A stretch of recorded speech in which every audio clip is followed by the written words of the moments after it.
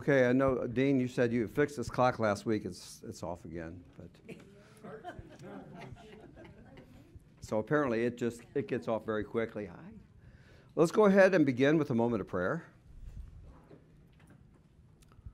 Lord God, we come to you today with hearts full of love and with lives full of activity at this very busy time of year.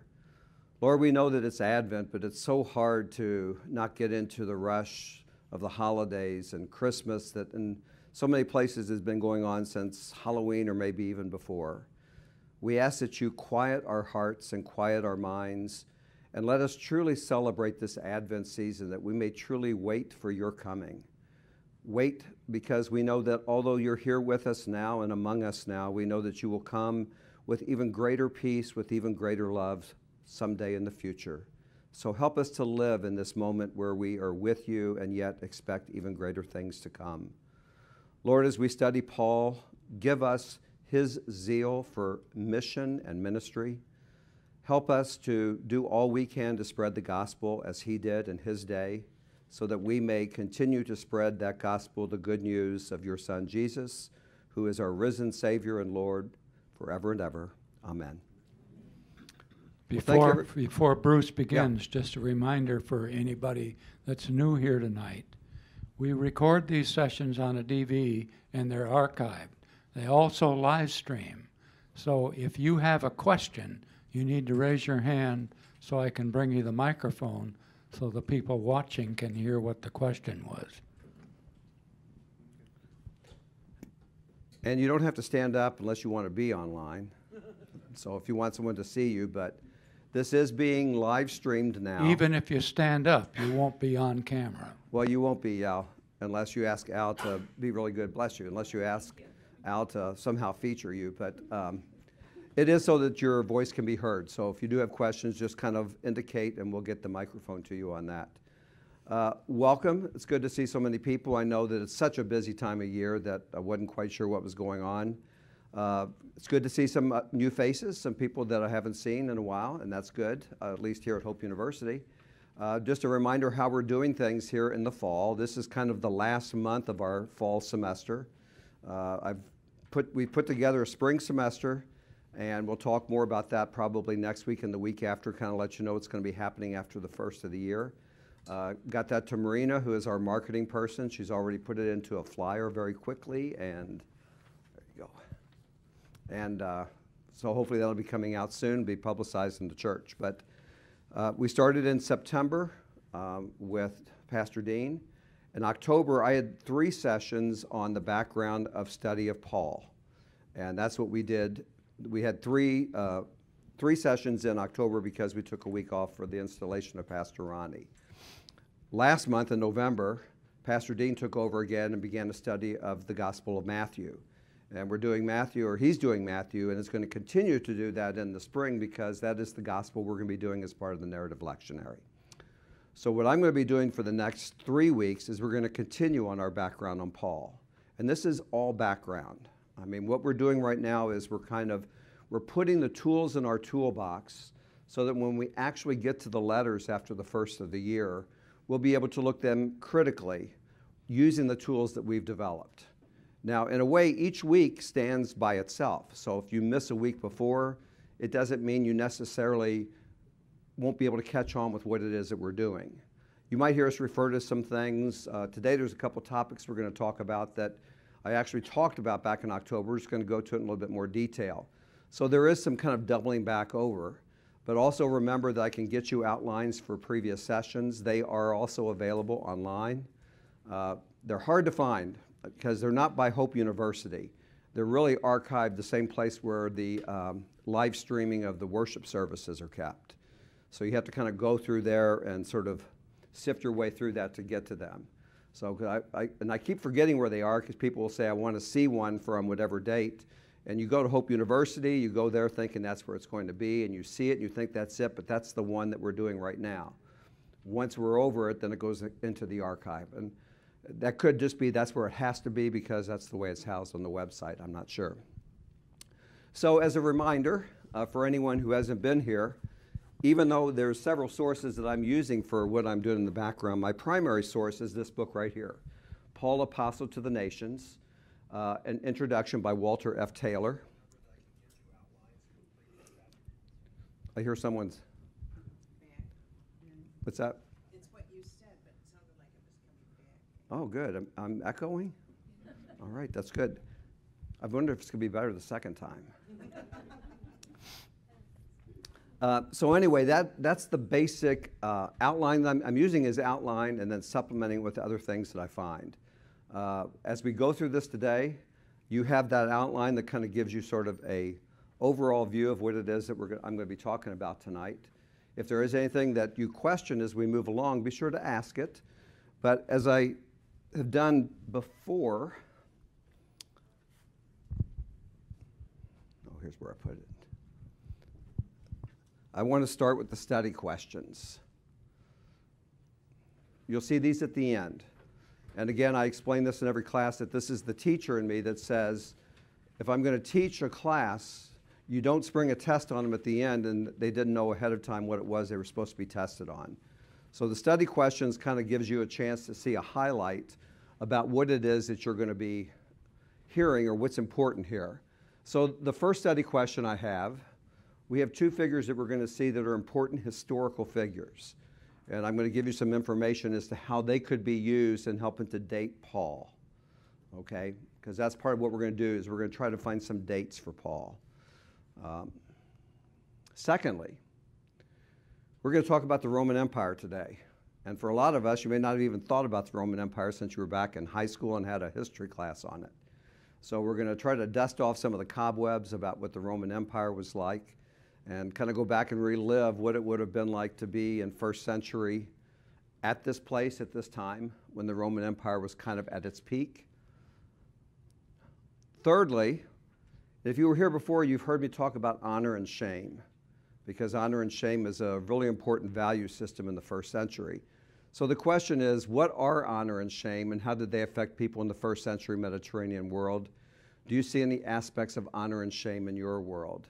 So we're going to kind of talk about that today, what honor and shame would have meant to somebody who was living in the first century, the way they viewed it, which in many ways could be different than the way we view it, but you know, it could have some similarities today as well. And finally, number 4, the chief characteristics of the city in which Paul lived and worked, and how could those have affected his ministry. Okay? So that's kind of again, sort of, in teaching we would call these things like learning goals, or we'd put them on the board ahead of time and say, these are the kinds of things that you should kind of know when you're done with this. All right. Any questions before we start? All right. Our topic today is, where and when did Paul live and work? That's what we're going to look at today. So we're going to spend the first half kind of looking at where. So we're going to look at the place. We're going to kind of compare that to where Jesus was. And then when. When was it that Paul lived and worked? Those are the two things that we're going to talk about. Oops, wrong way. Got this little cartoon here, this little Saints Fun Facts. And this is just kind of a real quick little blurb about Paul. St. Paul was converted from Judaism on the road to Damascus. He was the ultimate missionary, traveling throughout many countries and lands, preaching the gospel of Jesus. He established numerous churches during his travels and was even imprisoned several times. St. Paul died in the year, and this looks like it says 67, but I'm going to be saying today is probably 62. But that looks like a 7 to me. Maybe it's not. Maybe it's a 2 and it just didn't come out right. The other thing I liked about this is I like the sign because it has a lot of key places on it. You can see Rome is that way, Damascus is that way, Arabia, Cyprus, Antioch. These are all places that we're going to hear today. We're going to hear these names come up today as we talk about this. We need to, and this was pretty much the point I was trying to make when we were talking back in October, we need to set Paul within his own world. And that's what we need to try to envision and sort of recreate. And I mean, we are in the year 2018 and we're looking back to the year 40. So we're going way back. I don't mean 1940. I mean, we're going back to the 40s, like the original 40s. And so in trying to do that, that's not only a giant leap, but it means that we have to sort of reimagine what words could have meant, what ideas could have meant. And that's not an easy thing to do. It's kind of hard to take everything that we know and kind of leave it at the door and come in and try to take on what would have been going on at the time. We have to remember that he wrote in the 1st century, not in the 4th century. The 4th century is when a lot of the way we understand Christianity, and especially our understanding of Jesus, that's when that came about. That's when the idea of a Trinity came about, Council of Nicaea in 325. 4th century, the early church fathers, that's where there's a lot of sophisticated development about what it meant to be God, what it meant to be Jesus, how does Jesus relate to God. We're in the 1st century where there's still kind of, a little head scratching going on here and kind of thinking there's something really special going on here, but what does it look like? And it's not the 17th century, okay, the post-Reformation, when there's a lot of back and forth going on about what language means, and certainly not the 21st century for us. So again, when we hear a word, we think about it the way we were brought up. We think about it with all of the connotations we've learned, and in a way we have to kind of leave that at the door and kind of re-understand it. And I mean, if you're sitting in church and you're hearing Paul read and people are listening to it, people are listening to this being read as if it was the nightly news being read. We just hear the words and you just, the way it's going through your mind is the way you understand things. Because we can't get everyone there to say, okay, let's all go back to the 1st century and let's hear it the way it would have sounded in the 1st century. But if we're going to study it, we have to be able to do that to the best of our ability. In this session, we're going to focus on the details of Paul's life, when he lived, where he lived, and we're even going to look at how he traveled and what it meant, the various modes that he would have used when he traveled. Okay, so our next slide. The problems of an outline of a life of Paul. From a historical perspective, we have previous little historical data. So it's not like there's a nice big 13-volume history on the life of Paul or anything that we can go and learn things about what Paul is. We're really kind of scrambling when we're trying to find historical data about Paul. As long as we approach Paul from a historical perspective, we will find it difficult to write a biography or a chronology. Okay, we really can't do that in great detail because we just don't have enough information to be able to do it. So in some ways, what we're going to do is going to be kind of a best guess or an estimate, or we'll be able to say it's because of a range. And I want to give you sort of a sense of how that's done today. When we go back and kind of look at documents and then look and see when an emperor would have reigned, and then kind of by process of elimination say, well, here's where this must have been. Because it's really kind of neat that it's done that way. So that makes it difficult to date in chronology. We said before that of all the letters of Paul that we have, 13, 14 if you include Hebrews, there's 7 that are undisputed. And those are the 7 that we're going to be looking at early next year. But those 7 they weren't put in our canon in chronological order. Romans isn't first because it was written first. It's just first. And Paul didn't sign them. He didn't sign it and say, here it is and the date. If you come into my office downstairs, one of the walls of my office is full of paintings that my granddaughter did. She's in the 7th grade and she just loves painting. So little canvases and little camps she went to, and her mom was going to throw them all away. And I said, you're not going to throw them away. I want them and I want to put them in my office. So I hung them up and I put them in an order that some of them she signed. It says Anna. Some of them she didn't. But I kind of put them in a way that I liked, big ones with little ones around it, and the colors kind of this and that. And she had never seen it. She was here over Thanksgiving, and I wanted her to come in my office and see it. And she looked at them and she said, Papa, they're all wrong. and I said, what do you mean they're all wrong? And she goes, well, they're not in the order I did them. And I said, but I don't know what order you did. There's no dates on them. I know you did them all because I got them from your mom, but there's no dates on them. And I said, I kind of like the order they're in. And she said, well, they would look better if you did them in the order that I did them. So the letters of Paul are kind of the same way. You know, there's no years on them. It would have made life a lot easier if Paul would have started off saying, you know, I, Paul, an apostle of Jesus, in this, the year 52 AD, say to you. That would have been great if he would have done that. Would we do that today? Probably, because we date everything. You know, that's the modern mind. We really want to know that. Back then, Paul probably didn't even think that these things were ever going to, I mean, think about letters you write. Do you think someone's going to be reading them in a church all over the world someday? I certainly hope my letters don't go there. So anyway, we don't have that kind of information. And then we have the same problem with the interaction between Acts and the letters that we talked about in October. So again, if you weren't here in October, let me kind of remind you what this is. We looked at the letters as a whole, and we looked at Acts as a whole. And we saw that there was pluses and minuses if we're looking at them historically. And so the first thing we said we could do is we could take Acts. We know in Acts there's 3 missionary journeys. Again, if we want to look at that as a historical document, use that as our historical framework and then plug the letters in somewhere. So that's option number 1. Option number 2 is the exact opposite, where we just pretty much take the letters and try to figure out based on, okay, he's writing to this church and this is the problem. This may have been around this year. So kind of take the letters and then insert Acts. That's the second way we could do it. And if you'll remember, we came up with a third way. And the third way that we said we were going to do it is the letters are going to be our primary source because the letters come from Paul. So we're going to use those as our primary source. But we're going to supplement it with Acts. And if you remember, Acts has some really good things in it, but Acts also has some problems. Because Acts is part 2 of what book? Luke. And so the writer of Luke/Acts, which is really one big book, has his own political or theological agenda that he's trying to forward.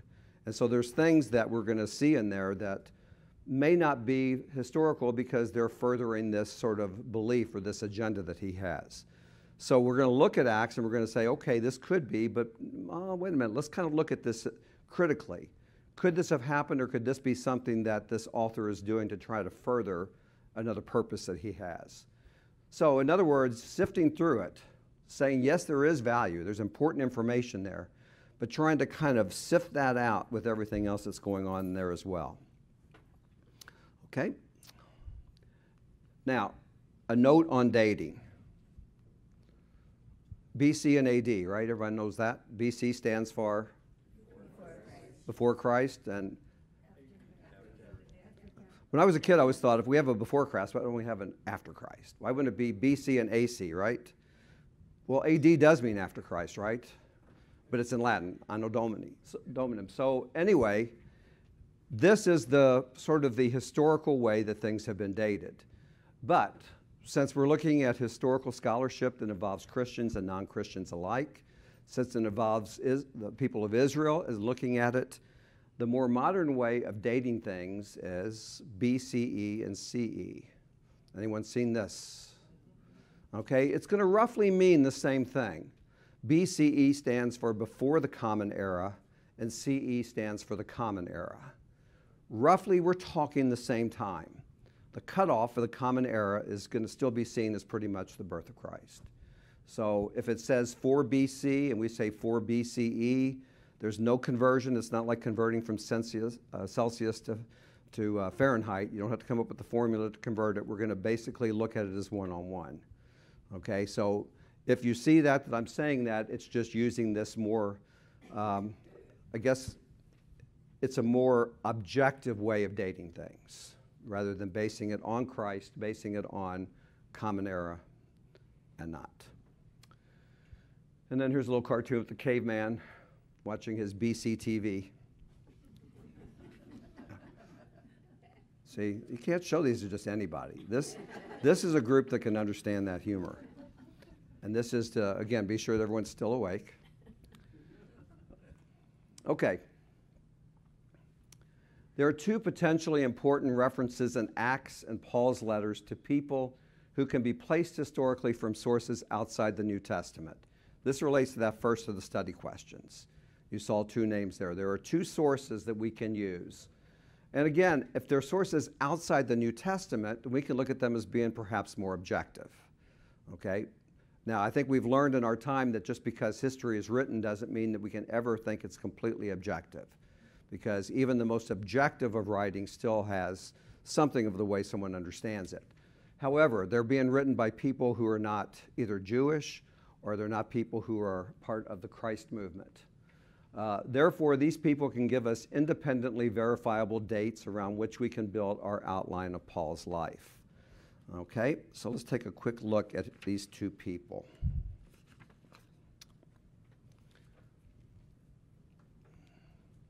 The first one is a man named Gallio, who is Roman proconsul of Achaia in southern Greece.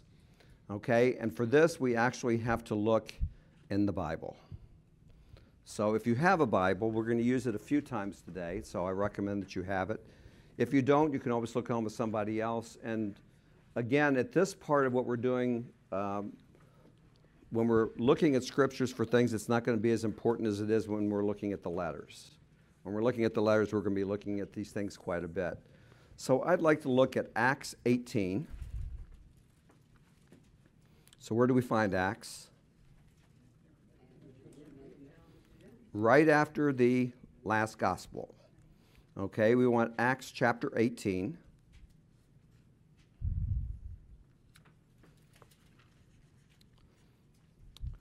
Verses 12 to 17. So Acts 18, Paul is in Corinth at this time. And we're looking at verses 12 through 17. And it says, while Gallio was proconsul of Achaia, which we just set up here, the Jews of Corinth made a united attack on Paul and brought him to the place of judgment. This man, they charged, is persuading the people to worship God in ways contrary to the law. Just as Paul was about to speak, Gallio said to them, if you Jews were making a complaint about some misdemeanor or serious crime, it would be reasonable for me to listen to you. But since it involves questions about words and names in your own law, settle the matter yourselves. I will not be a judge of such things. So he drove them off. Then the crowd there turned on Sosthenes, the synagogue leader, and beat him in front of the proconsul, and Gallio showed no concern whatsoever. Okay? This guy is not going to be drawn into the fight, right? Okay? So here's what we just read. In Acts 18, 12 to 7, Paul is hauled before, and who does Gallio work for? Works for who? He works for the emperor. So he is a Roman proconsul, so he's not a religious leader of any kind. So he is, we can see the parallel in Jesus' time too, when they were bringing Jesus up before Pilate. Okay, he's hauled before Gallio by non-Christian believing Judean opponents. Okay, so again, we have to kind of understand a little bit about what's going on in this time. There's a lot of confusion, you know, because you could be Judean or Jewish and be a believer in Christ or not be a believer in Christ. And everybody looked the same. You couldn't really tell. It's not like some people were going to church and others were going to a synagogue. Probably everybody was going to the synagogue, and those who were Christ believers would get together on the next day, the day after the Sabbath, to celebrate their Eucharist or celebrate something to Christ. So everybody looked and kind of sounded and acted sort of the same. So these people were bringing Paul before Gallio. There was an inscription discovered in the 20th century in Delphi, which is in Greece. And it was acclamation number 26 from Emperor Claudius. And I want to kind of walk you through how you could date this to be between July 1st of 51, again, I'm not talking 1951, I'm talking 51, and July 1st of 52. First of all, this is what the inscription says. It says, Tiberius Claudius Caesar Augustus Germanicus Pontifex Maximus. How's that for some names? You know, some people give their kids lots of names. There's a lot of names. In his year 12 of power, acclaimed emperor, for the 26th time, so this is his 26th acclamation, father of the country, consul for the 5th time, censor, sends greeting to the city of Delphi. I have long been zealous for the city of Delphi and favorable to it from the beginning, and I have always observed the cult of the Pythian Apollo. But with regard to the present stories and those quarrels of the citizens of which a report has been made by Lucius Junius Gallio, my friend and proconsul of Achaia. And it stops there. Can't read any more. But this inscription, this was just discovered in the 20th century. Okay, so this is a very, very recent find. So first of all, the various names that the emperor is listed under, all of those names help us to date him as being Emperor Claudius, who became emperor on January 25th in the year 41. Okay, so there's my first pin. January 25th in the year 41. There's no pattern to acclamations, but from other inscriptions we know that acclamations 22, 23, and 24 were made in the 11th year he was emperor, which would have been 51. We also know that acclamation 27 was made in the second half of his 12th year, which was 52 before August. So now we've narrowed it down between 51 and August of 52. So the Roman Senate appointed proconsuls to one-year terms that began on July 1st. Therefore, we can take it from July 1st of 51 to July 1st of 52. So that gives you kind of a sense about how you can take that and using this historical information and the numbers kind of back into when this would have been. Kind of cool, actually. So we take this little passage from Acts, Paul being hauled before this historical figure, and since it is a historical figure and the dates work very well with when he could have been there, we can say with a pretty reasonable amount of certainty that this probably happened in the year between July 1st of 51 and July 1st of 52. Okay? Let's see if there's anything else I wanted to say about that. I don't think there is. Okay.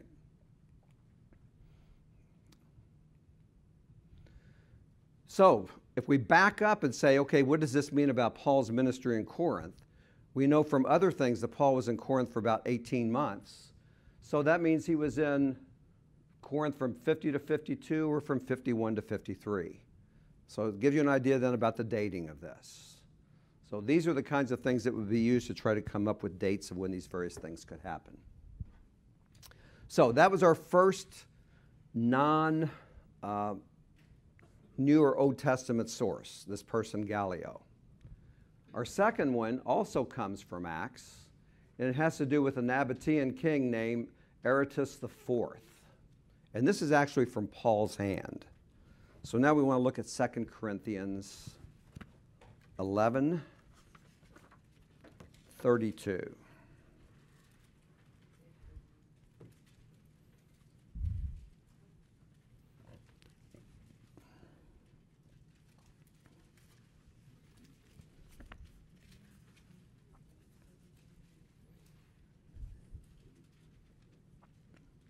I'm going to back up to 30.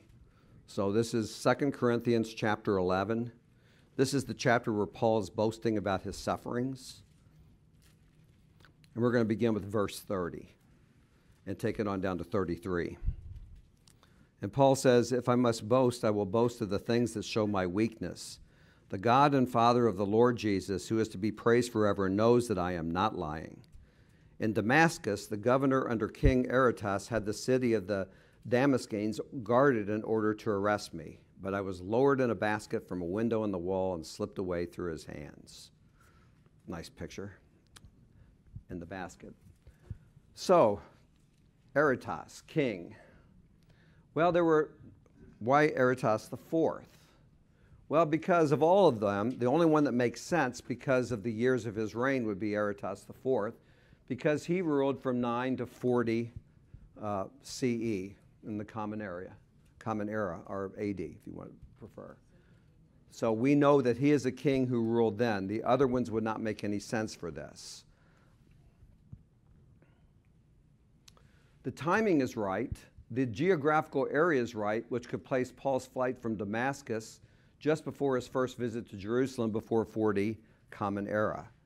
Paul places himself in Arabia, which is the first century name for Nabatea. and Damascus after his call experience. He was on the road to where when he had his call? He was on the road to Damascus. Okay? There's a kind of a picture what that could be. We'll see a map of this in just a couple of minutes. Nabatea was an area east and south of the Dead Sea in present-day Jordan. So, again, using when this king would have reigned, this puts the call probably a little bit before 40. We know that this king ruled from 9 to 40, and again, backing into it, this is where we get the call of Paul, probably around 38, something like that, just before 40 CE, again, because of when this king was. So you see what we did. We started with something from the scriptures. We found a name in it of somebody who was not a Christian or a Jewish leader, but somebody from history, and then used that to kind of back into when the date might be. Okay, so now, what about some other things from Paul's hand? So we have those two people that are kind of from history. We use Paul's hand to kind of get to them. Well, from Paul's hand, there's not much. And most of what we have from Paul is actually in Galatians. Galatians is where he gives the most information and even talks about number of years and number of months in Galatians. And it's chapters 1 and 2. I want to take a look at Galatians 1, 15 to 17 right now. Okay, so which way do we go from Corinthians to get to Galatians? Forward meaning you go back another book. So it's one more book towards the back. It's right after 2 Corinthians.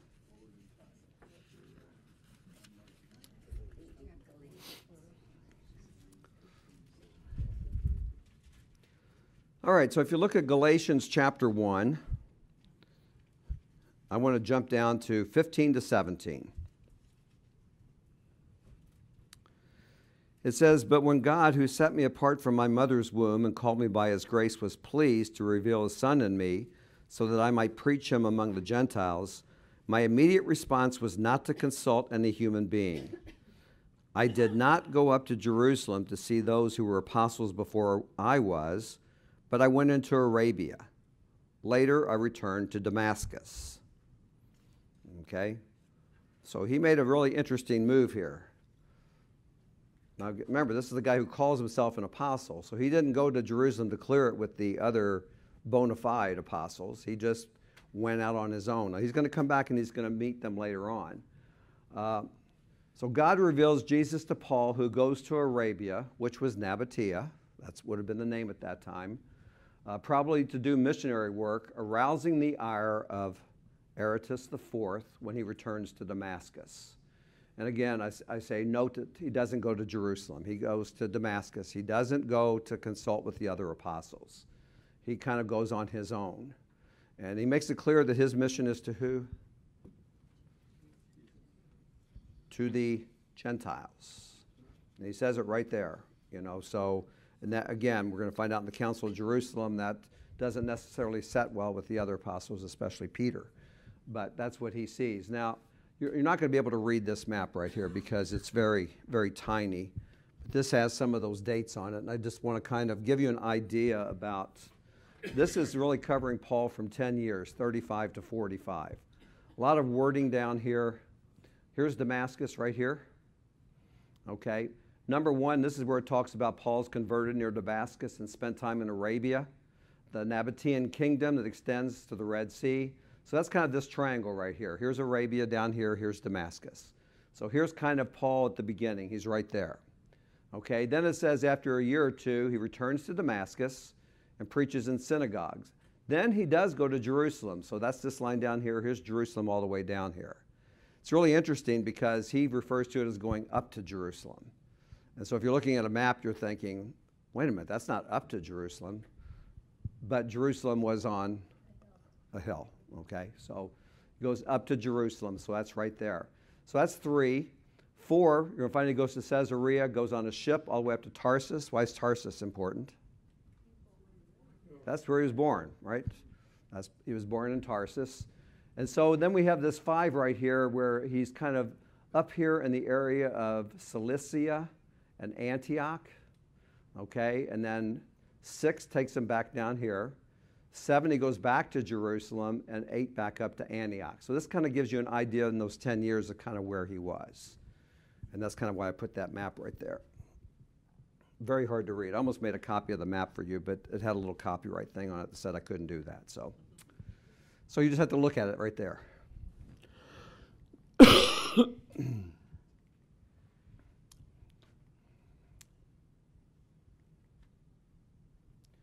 All right, let's continue reading that same Galatians 1. This time let's look at 18 and 19.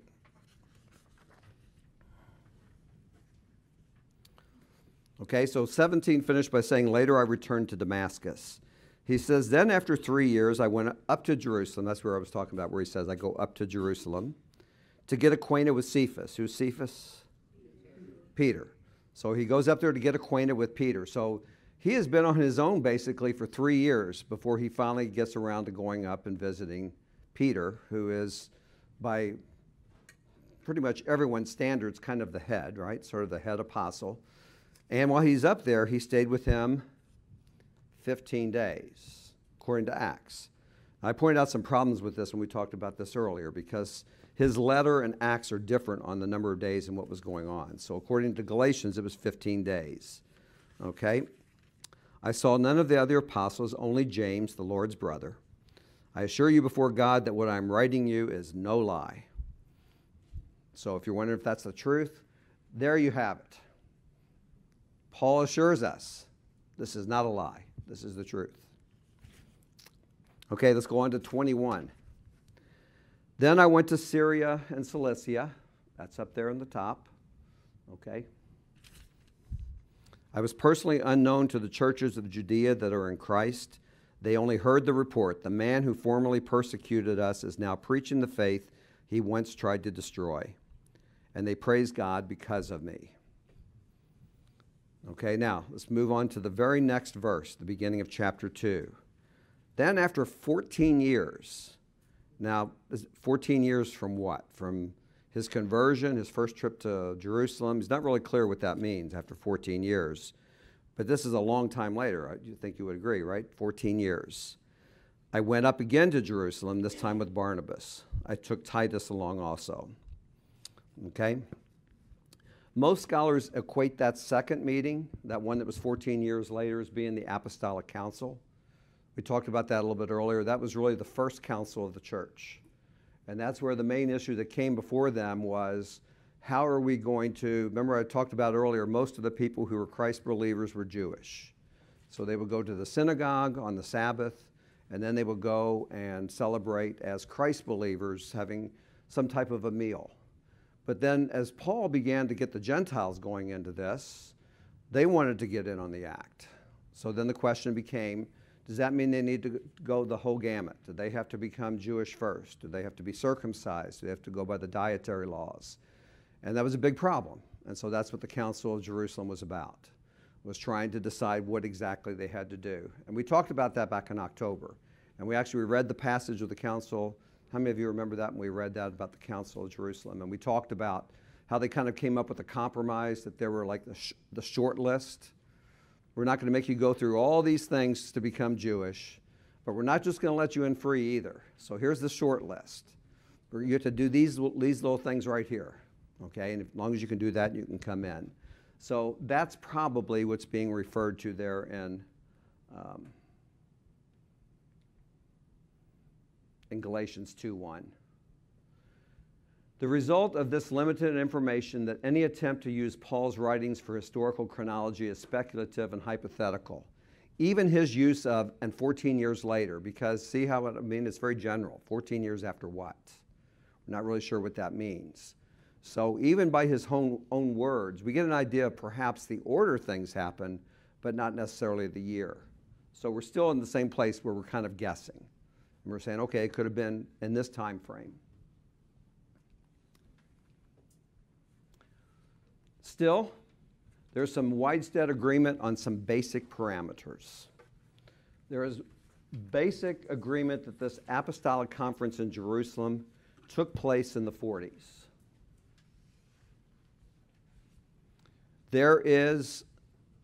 general agreement that most of Paul's surviving letters, the ones that we have that we're reading, were written mainly in the 50s.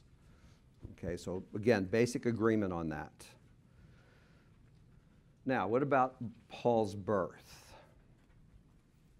Okay, where are we going to find this letter? Philemon, or Philemon. Where's that located in here?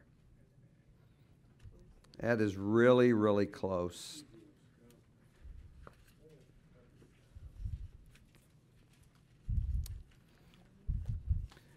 And if you go by it, you won't even know you did it because it's very short.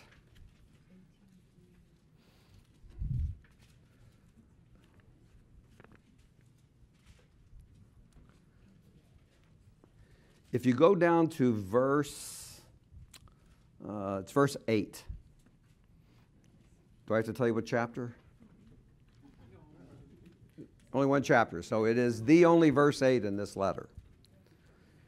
He says, "Therefore, although in Christ I could be bold and order you to do what you ought to do, yet I prefer to appeal to you on the basis of love.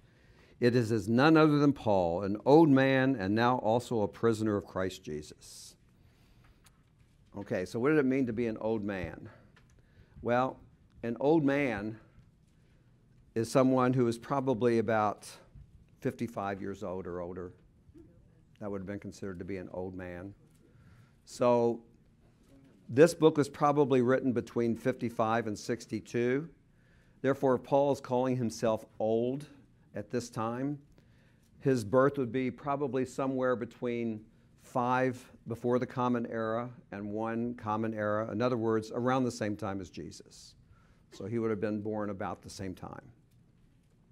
But notice again, we can't put a pinpoint on it. We don't have an exact date, but we can use this one reference where he refers to himself as an old man. Now, his death, this is kind of interesting, the evidence that points to 62. I read a lot of different sources on this. I thought this was interesting. We know that in the year 57 CE, in the year 57, Paul travels to Jerusalem with a love offering. Okay, and that's something he did offer. He would take up love offerings in the churches and he would bring it back to kind of the mother church in Jerusalem. And that love offering was really for 2 purposes. One was to relieve the hardships that people were experiencing in Jerusalem, but also as a sign of unity, to let them know that the Gentiles out there were one with their Israeli brothers, their Jewish brothers and sisters who were in Jerusalem. Okay, so Paul was seized in the Jerusalem temple while he was there by a mob. He was taken into custody by the Romans. And when the Romans learned of a plot to kill him, they transferred him to Caesarea for 2 years. Okay, so this was 57 when he was there. So now he goes to Caesarea for 2 years, so now we're up to the year 59. So he appealed to the emperor and was taken by ship to Rome, but the journey lasted too long, extending into the storm season and resulting in a shipwreck at Malta. We're going to talk about that later because, you know, the Mediterranean was kind of dicey, and there were certain months you just didn't travel on it. And so he got a late start, ended up being the storm season. He ends up getting shipwrecked. It's for 3 months. And then Paul and those in charge of him left for Rome, arriving in February of 60, where he was put under house arrest for 2 years. That would put us in 62. In the year 62, and this is really the main thing, Nero's moderate advisor, who was known as Burrus, died, and his moderate advisor Seneca was relieved of his duties. So in other words, we have kind of a changing of the guard at this time. At that time, those who replaced it were much harder on what they considered to be treason. So treason trials were reestablished, and the mere claim that Jesus was Lord was treasonous. So it had kind of gone, they were kind of soft on it there for a while. But then after the death of that regime, okay, Nero is still the emperor, but he has different lieutenants, and those lieutenants are much harsher. So Paul would have been in prison for that. Now, there's nothing in the in the New Testament anywhere about this, about how Paul died. We get it from the early church historian by the name of Eusebius. He wrote that Paul, quote, suffered martyrdom under Nero in Rome, and he pointed to a tradition that Paul was beheaded and another tradition that Paul and Peter were killed at the same time. Okay, tradition though. This is from an early church historian. Nothing in here, I mean, because people will say sometimes, where can I find it in here where it happened? And if you remember, I talked about the movie Paul the Apostle, and it begins and ends with the death of Paul. The whole movie is a flashback. And I think that's what kind of makes it neat, because Paul is being in prison for the last time, and he's going back over his life and remembering things. And he's remembering things that he likes, but he's also haunted by all the things that he did wrong. How many of you saw the movie Paul the Apostle?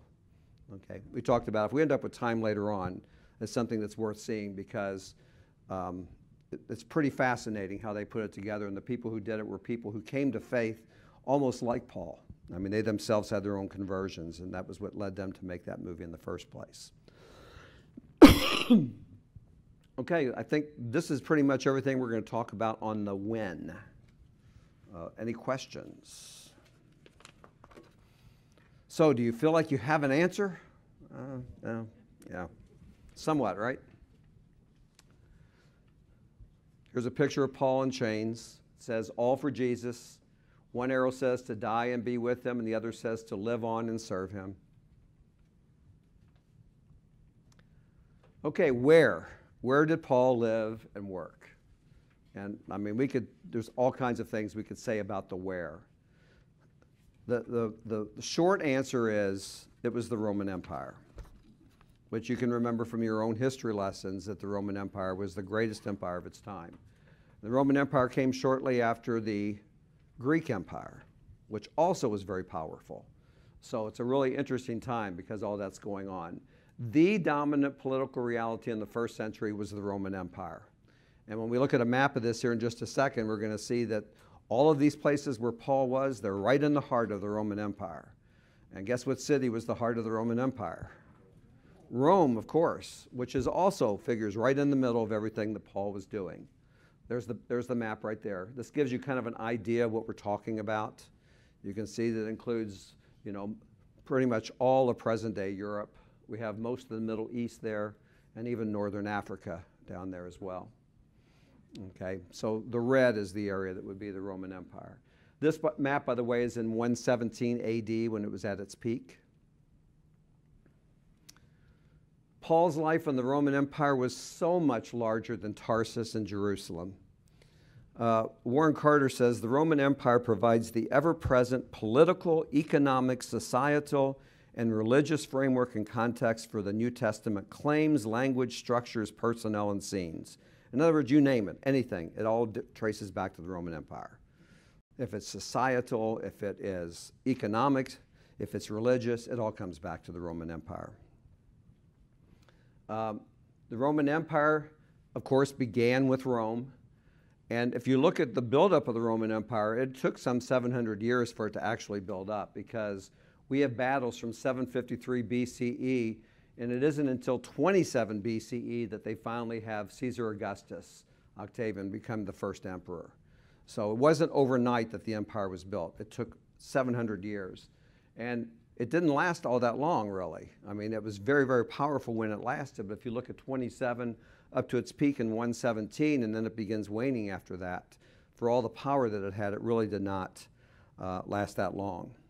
Now, Paul's world included the entire Mediterranean basin: Syria, Palestine, Asia Minor, which is Turkey today, Greece, and Italy. And it was the Romans' road building that made all this possible, and we'll talk about that a little bit later on. That's one thing that they made that helped travel. By the way, remember Julius Caesar? Okay. Caesar Augustus was his great-nephew. There's our map again. Now, here's the emperors at the time of Paul. During the span of Paul, there are really, four emperors? 1, 2, 3, 4, 5. 5 emperors. We start with Caesar Augustus, the most revered emperor. He was the emperor from 27 BCE. As I said, he was the first emperor of the Roman Empire. And he remained as emperor until 14 CE, in other words, 14 after Christ. So Paul would have been born somewhere during that reign, near the end of his reign. Tiberius was the emperor from the year 14 to 37. Bless you. We hear his name in the gospel, okay, because this would have been the time when Jesus would have been crucified, was at this time. From the standpoint of Paul, Paul is converted in this time, probably around 37, it may have been 38, and began his mission work. The next emperor was Caligula from 37 to 41, and Paul is certainly in this time doing nothing but mission work. So he's just traipsing about the Roman Empire during this time. And then we have Claudius from 41 to 54, and again, mission work. Paul would have been doing mission work during this emperor's reign. And then the final emperor would have been Nero. And we know that while Nero was emperor, that's when Paul was executed. So you see when Nero reigned from 54 to 68. So you absolutely cannot say that Paul was executed any time after 68 because there would have been a different emperor. All right. Now let's look at the realities of the Roman Empire. What was life like in the Roman Empire? Okay. This is kind of a picture I saw, and it looks like any kind of movie you see that would take place at this time. If you see a movie of daily life in Rome, you see soldiers and people wandering around, people carrying pots with water, and the Forum, kind of the middle of it. We'll talk about that in just a couple minutes. Although there were some great philosophers who promoted the idea that in Rome all people were equal and there was universal citizenship, and everyday reality was much different. I mean, the wealthy were only 5% of the population, but they had all the power and they had all the say. And the remaining 95% included unnumbered masses of slaves, women, tillers of the land, laborers in the city. And the social divisions were great. If you were part of the have-nots, life was much different than if you were part of the haves. Class, wealth, and gender all had significant meaning in the first century as to what your life would have been like. Now, citizenship, we think of citizenship as something that's obtained by where you're born. It could be by birth, but it was usually because of one's service to the state. You gain citizenship by providing service to the state. Much different kind of look of becoming a citizen than what we would consider. But becoming a citizen was all important, as it would be for us. Citizenship had to do with status. The laws were much different for citizens than they were for non-citizens. Who do you think they were harder on? Non-citizens. So if you were a citizen, you were subject to different laws than if you were a non-citizen. It was, I mean, once you became a citizen, then sometimes your progeny would be, but sometimes they wouldn't be. There was no guarantee they would. Yeah. So they themselves would have to provide service to the state in order to have that. So again, unlike us where there's guarantee of citizenship because you're born from a citizen, you know, citizenship was almost like we're going to see this in a minute, was a limited commodity. It was almost like you couldn't have too many because there was only a limited number of memberships to give. You know, so it's kind of like an exclusive club that allows 200 people, and you're the 201st person. Oh, we're sorry, but we already have the number that we need. So very, very similar to that kind of look. Let's see. The distinctions placed on class and wealth were intertwined with each other. So honor and shame. I made a big deal about this back in October because honor and shame were the most important value system that was around in the first century. Honor was a claim to worth accompanied by the public acknowledgement of and respect for that worth. One of the authors I read by the name of Bruce Molina likened honor to our understanding of a credit rating. If you think about what we look at as a credit rating, if you have a high credit rating, that's a badge of honor. I have a high credit rating. That means I've paid my bills on time, I've done all the things that I should. If you have a low credit rating, well, something happened. There was something that went wrong somewhere in there. Maybe there was a bill that was missed or something happened. So you know, it's kind of a simplistic kind of example, but it's sort of similar to see that. Honor was something that was, you really wanted honor. And if you didn't have honor, you had shame. Shame was the lack of honor. So honor is, if you're a royalty, it's given to you automatically because you're royalty. If you're not royalty, then you have to acquire it. and you acquire it from other people. So the public opinion is really important. I taught my kids that what others think of them does not matter.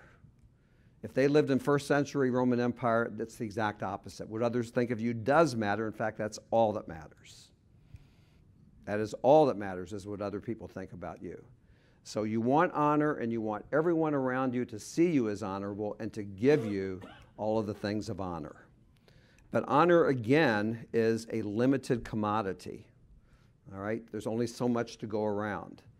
So if I have honor and you don't have honor and you get it, you take it from me, I don't have it anymore. Okay? So fencing, that kind of thing, was for who is going to get the honor. You couldn't both walk away from there with honor. One person was going to have the honor, and when you lost honor, that became shame.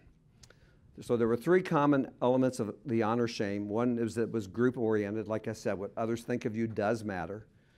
I couldn't think that I'm honorable by myself. All of you would have to think I'm honorable too for me to truly be honorable. So it isn't just having a good self-image. It's everybody having a great self-image about me.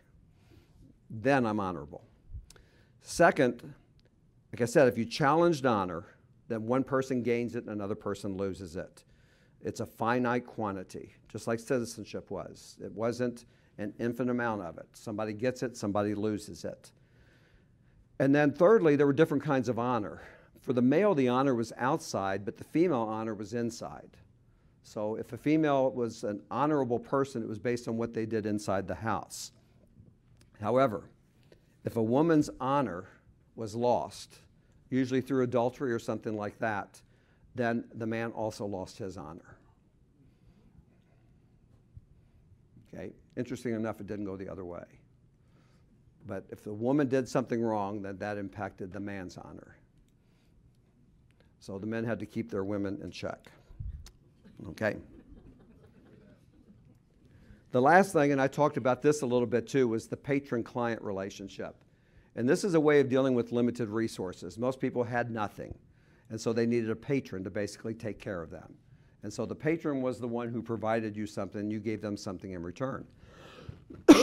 Excuse me, quite often it was honor.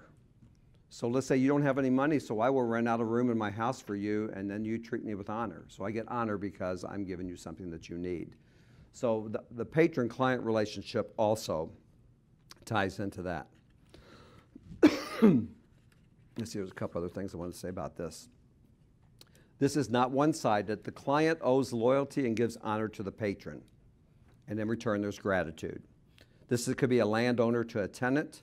The wealthy were patrons to pay for city projects, and in return, they got statues. You see statues in these places. It's not because they did anything great. It's because they gave money to take care of the city, and they made a statue for them. So, you know, we're used to seeing statues because they did something great in war, or they were a great general or something. A lot of the statues that you would find in the Roman Empire were because somebody provided money, and they paid for this, and therefore they get a statue or they get a bridge named after them. Let's see, portraits, inscriptions, proclamations, public burials, and the best seats at the theater. They would get the best seats at the theater, so that was something else that you got.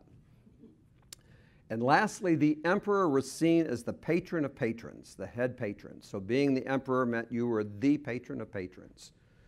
You had everything to give. You were the head honcho if you were the emperor. All right, let's look at the Greco-Roman city. Paul was a city boy. Jesus, not really. Paul was an urban missionary. He went from city to city, and he liked cities. He liked city life. He liked being in places like Rome. Has anyone ever traveled to the Holy Land and been to some of the places where Jesus was? If you were, you know they were not very big. I mean, Bethlehem, you know, very tiny. All these places are very tiny. Jesus was really a country preacher. And I know Pastor Dean in his maps he was showing last time was kind of showing you the area of Jesus' ministry. Very self-contained, a very small area. Paul, all over the place. All over the place. So much, much different kind of missionary work than what Jesus did. Paul was born in Tarsus, which was a city. He was probably educated in Jerusalem, a big city. He did his ministry in cities: Antioch of Syria, Antioch of Pisidia, Thessalonica, Philippi, Corinth, Ephesus, Rome. Anyone seen the ruins at Ephesus? Pretty big, right? Big place. Gives you an idea of how big these were. Most of the cities that Paul worked in were hybrid cities. By hybrid, we mean, remember, the empire that existed before the Roman Empire was the Greek Empire. The Greeks had a tremendous impact and still do. A lot of things go back to what the Greeks did. So when the Romans took over and it became the Roman Empire, they didn't just do away with things, they incorporated a lot of that. You can look at the list of the Greek and the Roman gods, and there's a lot of similarities into the kinds of things they did, even with different names. So a lot of the cities had both what we call Hellenistic, which is Greek, and Roman. So they had sort of traits of both that would be going on in those cities. By the 4th century before Christ, or BCE, before the Common Era, Alexander the Great had created a vast Greek empire. So this is the Greek Empire before the Roman Empire. So this gives you an idea of when this is. This is 4 centuries before.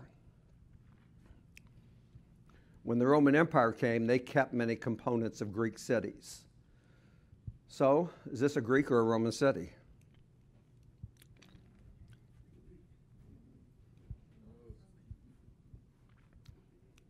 This is Corinth. Okay, so this would be primarily a Greek city.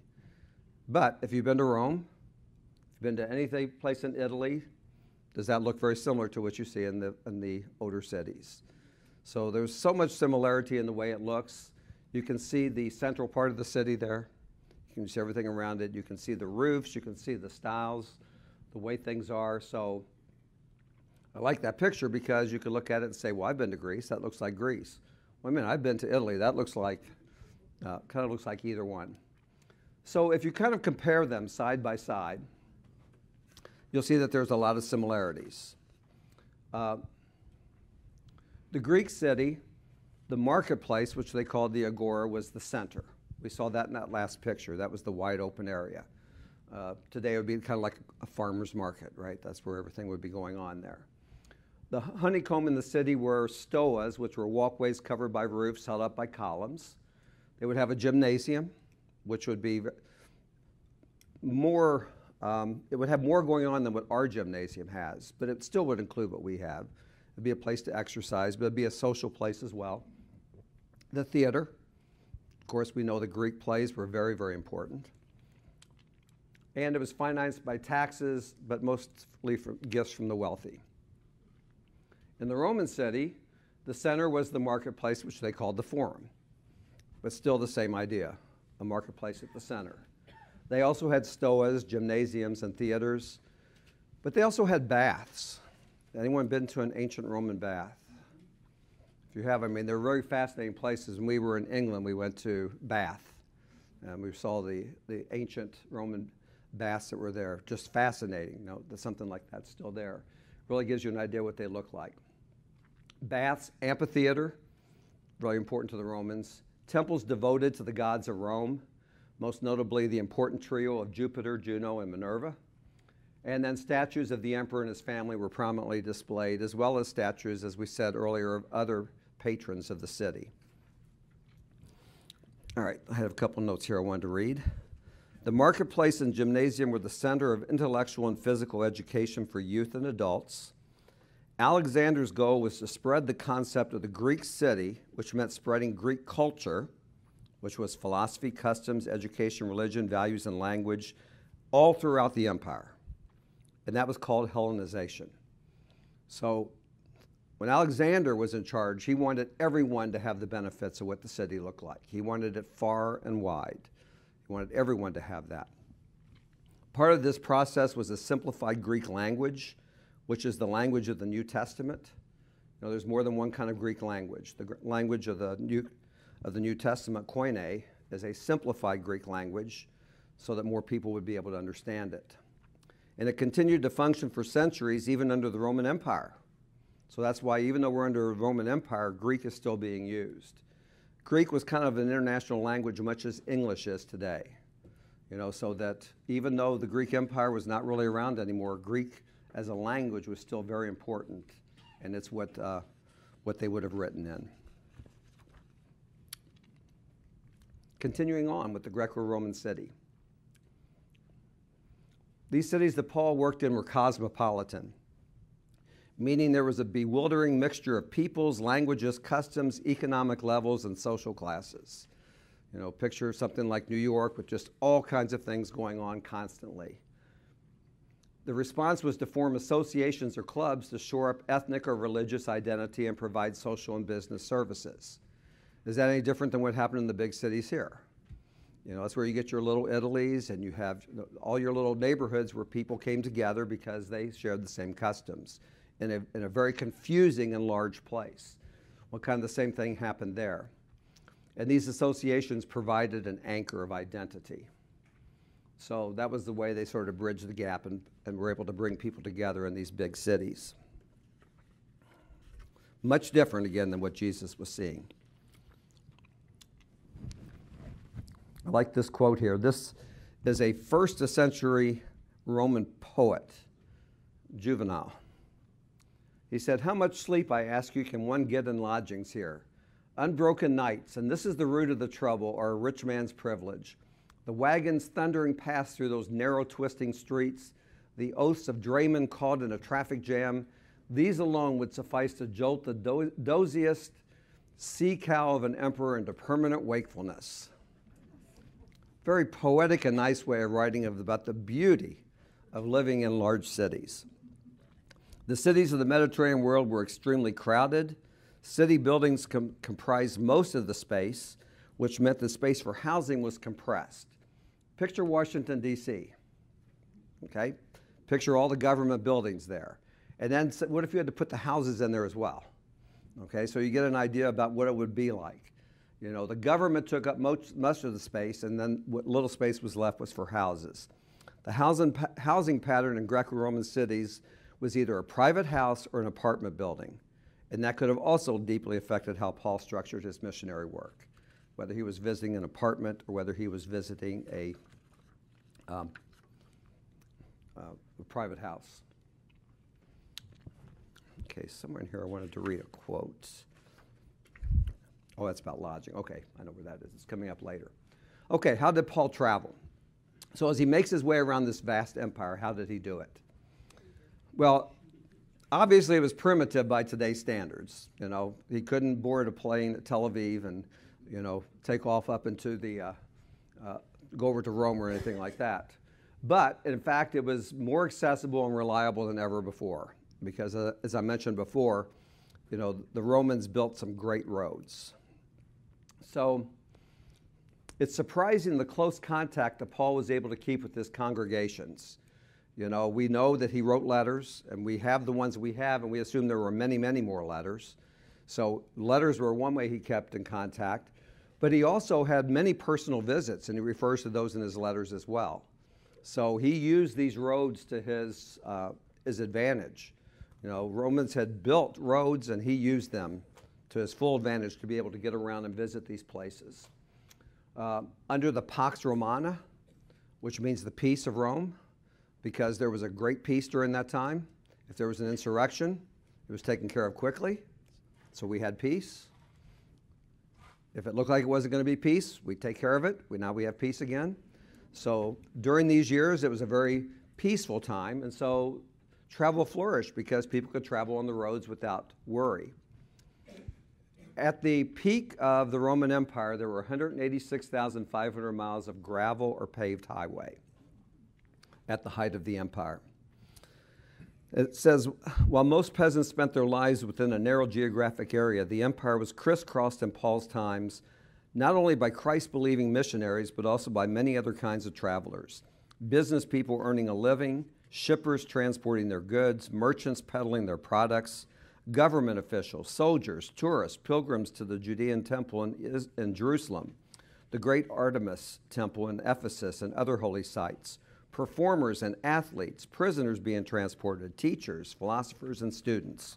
Just picture all that activity. All those people cramming the roads, just going from one place to another. So, if he's traveling on land, you've heard this expression, right? All roads lead to Rome. Literally, all roads did lead to Rome. I mean, they did it on purpose so you could get to Rome. And Paul utilized these roads. Now, if he rode an animal or a wagon, he could probably go 25 to 30 miles per day. If he walked, he could probably go 15 to 20 miles per day, okay, on the roads, which doesn't sound like much, but it's a lot better than it would have been before there were Roman roads. Now, Paul appears to have stayed put during the unpredictable winter months. For this, I'd like to look at 1 Corinthians 16:6.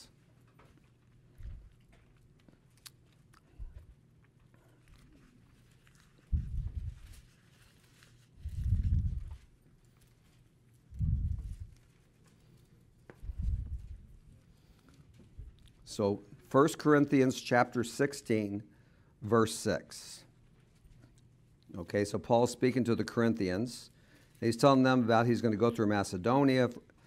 And he says, perhaps I will stay with you for a while or even spend the winter so that you can help me on my journey wherever I go.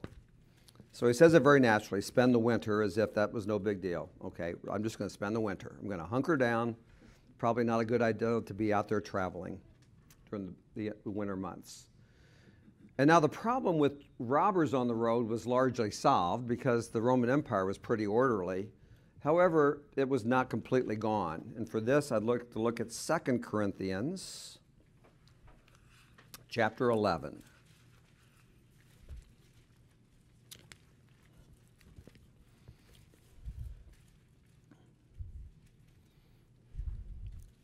Second Corinthians chapter 11, verse 26.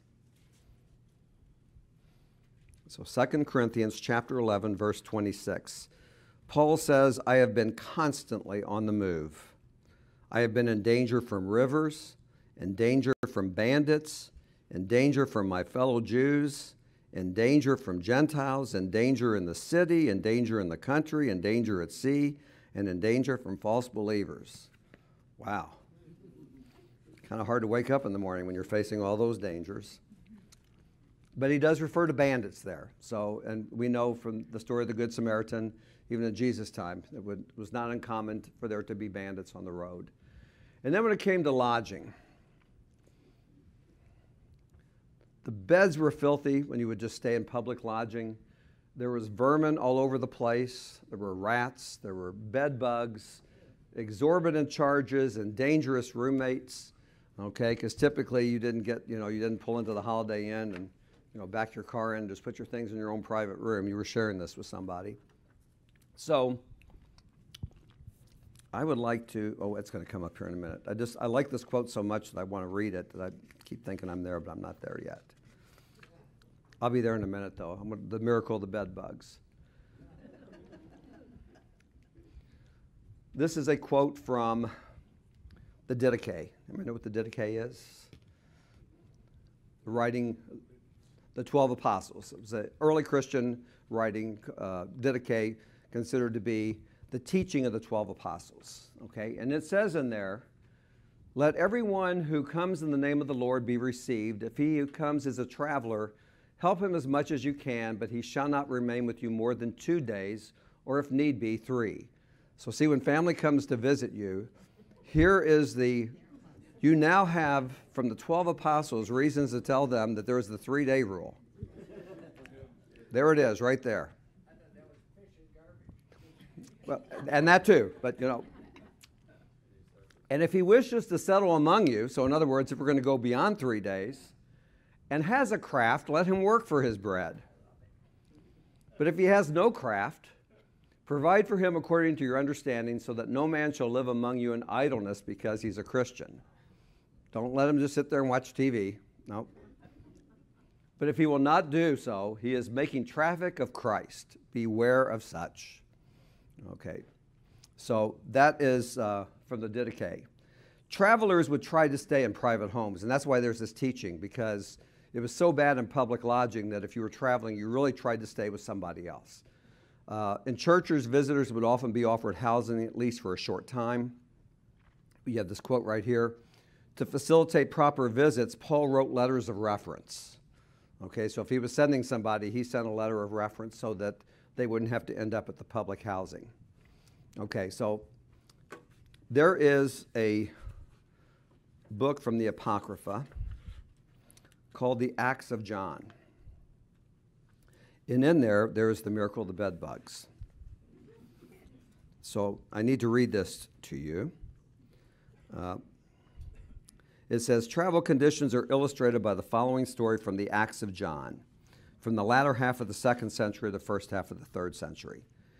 And on the first day, we arrived at a lonely inn, and while we were trying to find a bed for John, we saw a curious thing.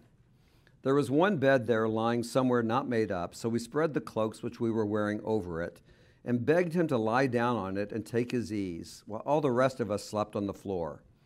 But when he lay down, he was troubled by the numerous bugs, and as they became more and more troublesome to him, and it was already midnight, he said to them in the hearing of us all, I tell you, you bugs, to behave yourselves, one and all.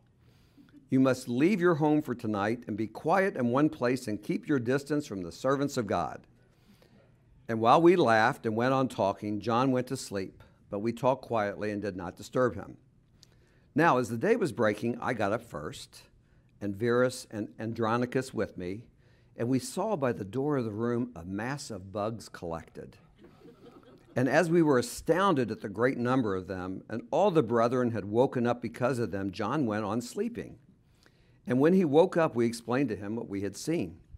And he sat up in the bed and looked at them and said to the bugs, since you have behaved yourselves and avoided my punishment, go back to your own place. And when he had said this and had got up from the bed, the bugs came running from the door towards the bed and climbed up its legs and disappeared into the joints. Then John said again, this creature listened to a man's voice and kept to itself and was quiet and obedient. But we who hear the voice of God disobey his commandments and are irresponsible. How long will this go on? If only we could behave the way those bugs did. Unfortunately, that story did not make it into our canon. Otherwise, I'd have to try to preach on that this Sunday, and that might be kind of a challenge to figure out how to do that. But okay, there's also sea travel. We're told in Acts that Paul traveled by ship whenever he could. Okay, and again, as you can imagine, it would be quicker, so that's a good reason to do it. And you saw how vast the Roman Empire was. So it's definitely going to be faster than land travel. And so if you're trying to get to the other side and it's across the Mediterranean, it certainly would be a lot faster to travel by ship. Oops. However, it was neither gracious nor highly reliable. Okay, so don't picture our cruise ships of today, because that's not what you would have been experiencing. Ships carried goods, but they weren't there for you. You had to bring your own. You had to bring your own food. You had to bring your own water. Okay? And due to wind, traveling west was more difficult than traveling east. Okay? Because you would be traveling typically into the wind, which could be quite high on the Mediterranean, and so that could lengthen your journey by quite a bit. And the safest times on the Mediterranean were only from May 26th to September 14th. So you did not have a very big period of the year to be able to travel on the sea. So it was faster, but it was a real small time of the year to be able to do that. You could cover anywhere from 100 to 170 miles a day on the sea. Typically 100 was about average because of wind. All right. Altogether, it's estimated that Paul traveled roughly 10,000 miles in his, and we're going to read one little passage here. 2 Corinthians chapter 11.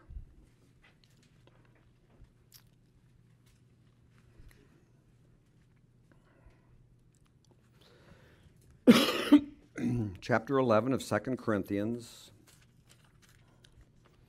verses 25 to 28. Okay, we read a little piece of this just a minute ago, but he says, 3 times I was beaten with rods, once I was pelted with stone, 3 times I was shipwrecked, I spent a night and day in the open sea. I've been constantly on the move. I've been in danger from rivers, and danger from bandits, from fellow Jews, from Gentiles in the city, in danger in the country, in danger at sea, and in danger from false believers. I have labored and toiled and have often gone without sleep. I have known hunger and thirst and have gone without food. I have been cold and naked. Besides everything else, I face daily the pressure of my concern for all the churches. Who is weak, and I do not feel weak? Who is led into sin, and I do not inwardly burn? So, again, there was no nice or easy way to be able to do it, so that's what we just looked at. That was not Paul's ship.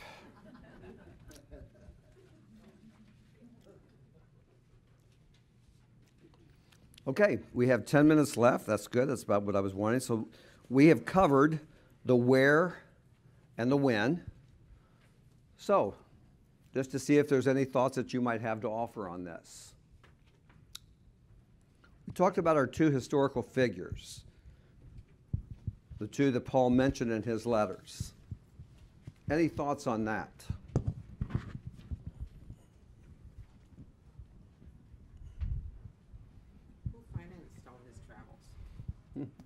Who financed all of Paul's travels? Well, we know he worked. We'll talk about that because he was a tent maker. So whenever he went somewhere, just like anyone else, you would have to make money yourself. I'm sure that the churches also helped him and because he was constantly gathering money for them to take back to Jerusalem. But again, there was not necessarily second collections being taken up to help. But good question. Anything else with the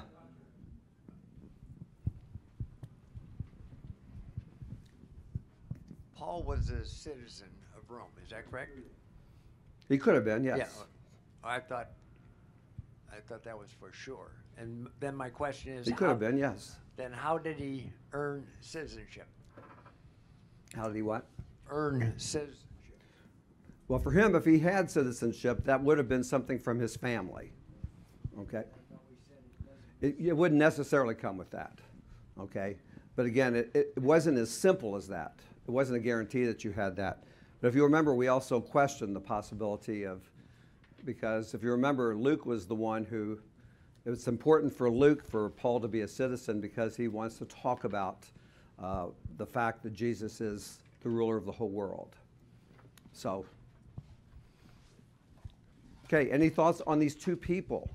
Everyone see the importance of being able to look at historical figures outside the scriptures to be able to try to come up with dates. I think that's the main thing with this question is that, we don't want, if all we do is look at the scriptures and limit ourselves to those, then in a sense we're kind of fulfilling our own prophecy. The Bible says it's true, therefore it's true. And we're not really going outside to be able to independently validate something. Anything about the social or the economic structure of the Roman Empire that struck you, especially as it relates to Paul or anything with the gospel?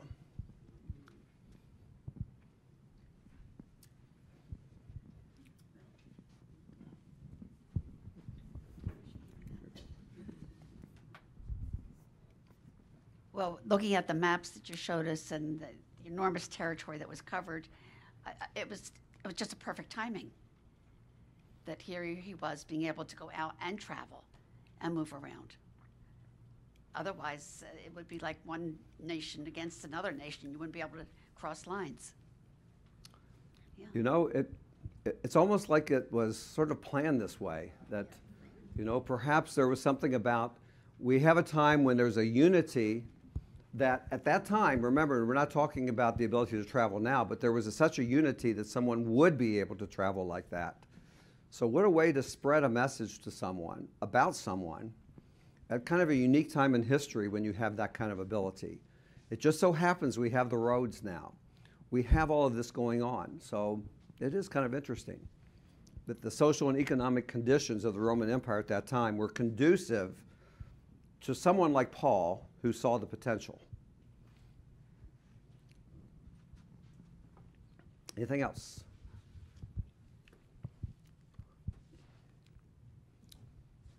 What about honor and shame? Any thoughts on the honor and shame And I'll add to that the whole client and patron dynamic as well.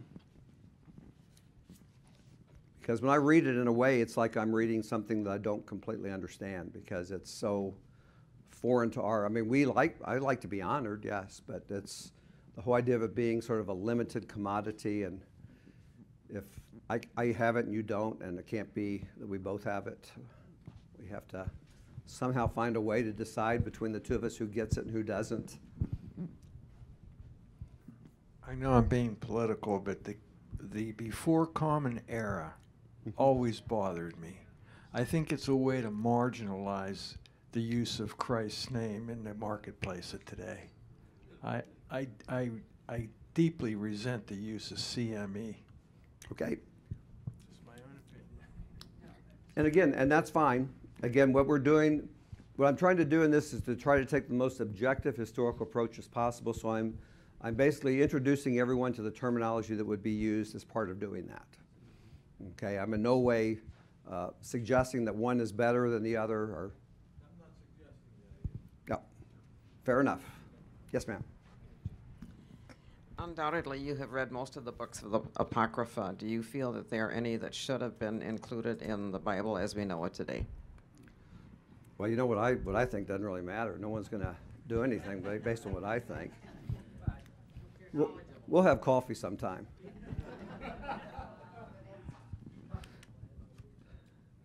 How's that for dodging a question? You know, I'm going to be seeking a call. I need to be really careful about what I say here. And then finally, the chief characteristics of cities in which Paul lived and worked. How do you think these characteristics affected his ministry? We kind of talked about that when we were talking about the Roman Empire in just a minute, that it was really conducive for him being able to do it. I mean, I think that for me, when I think about the difference of what Paul did and the kind of places he was and where Jesus was, I mean, that's something I almost have to call to my attention because you don't think about it. You're reading scriptures, you're reading the Gospels, and then you're reading Paul, and it all just kind of flows from one to the other without thinking that you're really looking at like two complete ends of a spectrum here. I mean, you're looking at one ministry that encompassed this very small town kind of places, and this other one that was these big cities with very sophisticated people, with people of all backgrounds that would have been going around. Just a completely different kind of thing. And they coexist in our Bible, you know, with print that makes them look exactly the same.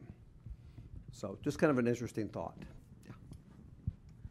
Just following up on that with thinking about Paul in the big cities and Jesus in the countryside, if you will. And Jesus had these phenomenal crowds that followed him and listened to him.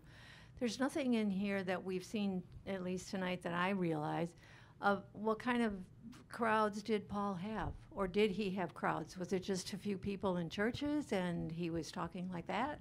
I mean, how did that go? Well, if you look at Acts, you'll see a lot of speeches and a lot of big crowds in Acts. If you look at the letters, you get more of a sense of the churches. I remember times have also changed because we're living in a time when, and if you see the movie Paul the Apostle, you'll see that there's a lot of fear about being out and about. So you don't want to really attract a lot of attention by bringing a lot of people out because that's going to draw the attention of the authorities, and then very soon you're going to be fleshed out and probably arrested and imprisoned. So the political reality is different too by the time we get to Paul. You know, when Jesus is doing this is just kind of an itinerant preacher. But again, by the end of his life, it was even threatening. I mean, there was some threat there as well. So by the time you get to Paul, now we have churches growing all throughout the Roman Empire. So now we're really talking about threat. And I think one of the things that movie does well, at least for me, is the sense of these people hiding in this church, you know, looking out the door, being sure that no one sees that they're in there and trying to get people to come in and sneak in. So different than what we are, you know.